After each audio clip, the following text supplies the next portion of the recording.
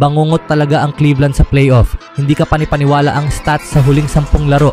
Bradley Beal nagdesisyon sa Suns at Jimmy Butler may warning sa defensive potential kasama si Kuminga at Green. Ngunit bago ang lahat, kung gusto nyo ng matibay na running shoes, new men's and women's marathon air cushion running shoes, sports shoes. Mabibili lang sa halagang $2,199. I-click lamang ang link sa comment section.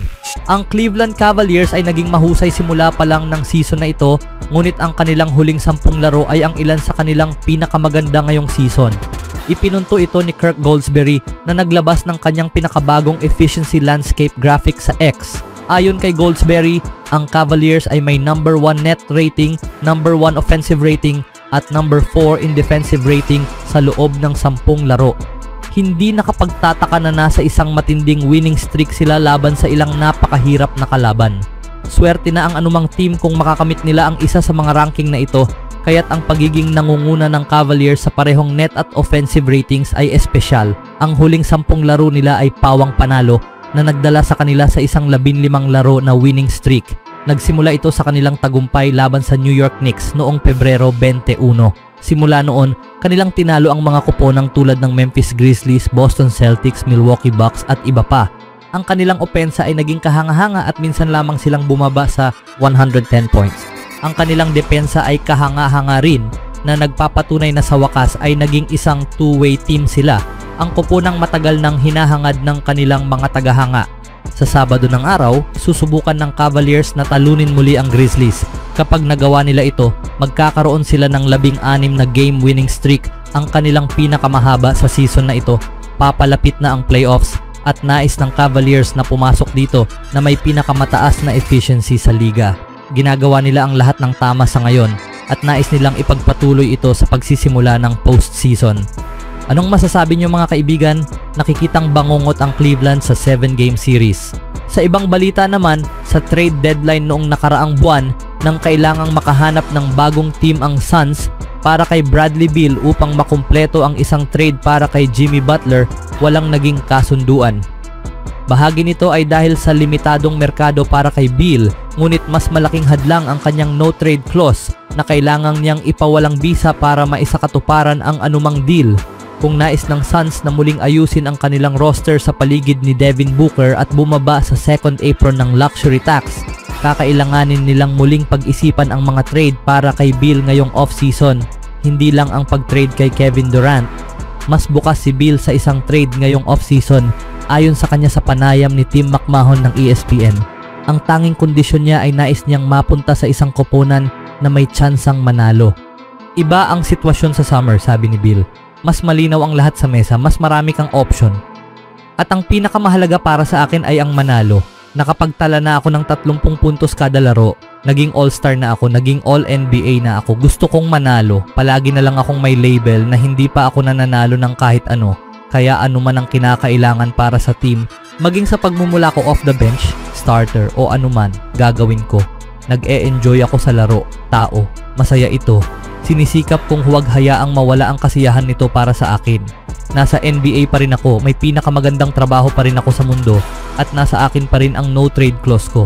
Kaya araw-araw akong nakangiti. Hindi pa tiyak kung gaano kalaki ang magiging trade market para kay Beal ngayong summer at malamang na kailangang magdagdag ng draft pick ang Suns sa anumang deal upang may kupunang pumayag na kunin ang natitira niyang $110.8 million sa susunod na 2 season.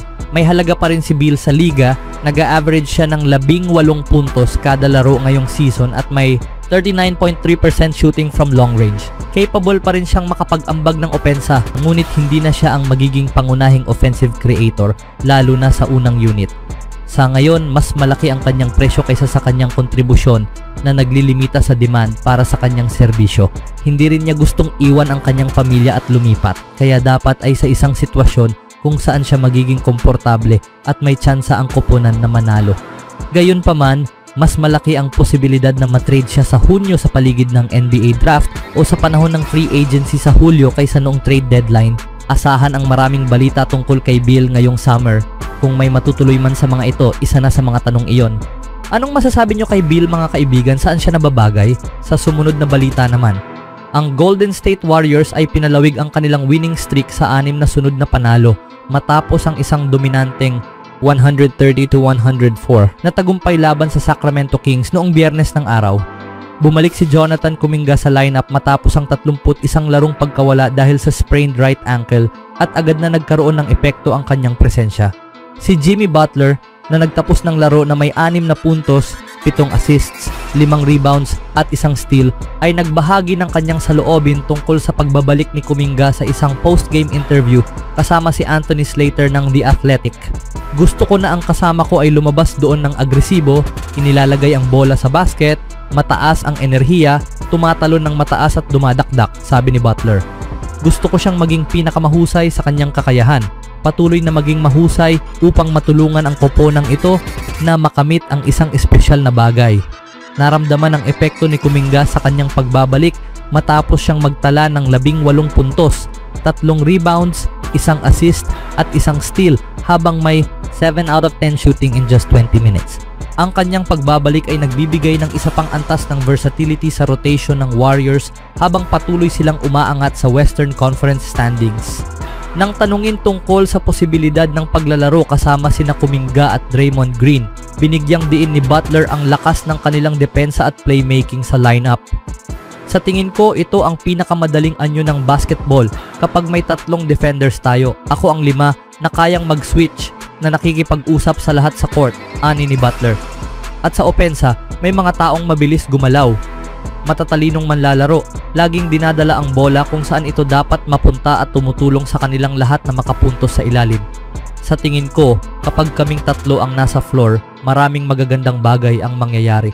Nang tanungin kung bakit niya itinuturing ang sarili bilang 5 sa depensibong trio, pabirong itinuro ni Butler ang mga parangal at pisikal na kakayahan ng kanyang mga kasamahan. Hindi ko alam, pakiramdam ko lang si Dre ay may ilang Defensive Player of the Year awards.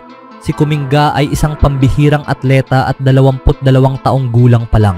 At ako, nandoon lang, sabi ni Butler na may halong tawa. Ang pagbabalik ni Kuminga ay isang malaking tulong para sa Warriors na naglalayong tiyakin ang kanilang posisyon sa playoffs. Sa 33 laro ngayong season, ang 4th year forward ay nag-a-average ng 16.8 points, 4.9 rebounds, and 2.2 assists per game while 46.4% shooting from the field at 34.2% from the 3-point range.